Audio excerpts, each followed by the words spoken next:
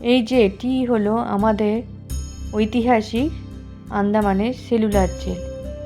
এখানেই নিয়ে এসে রাখা হতো আমাদের দেশে স্বাধীনতা সংগ্রামীদের বন্দি করে, এবং তাদের উপর চালানো হতো অকথ্য অত্যাচার।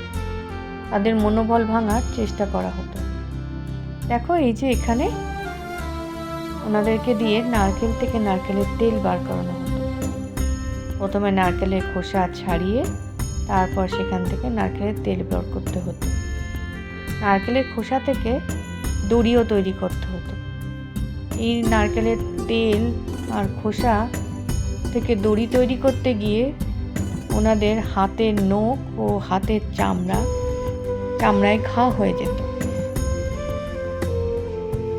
যদি পরিমাণ মতো তেল ও দড়ি তৈরি করতে না পারতেন তাহলে তাদের উপর চলত বেতাঘাত।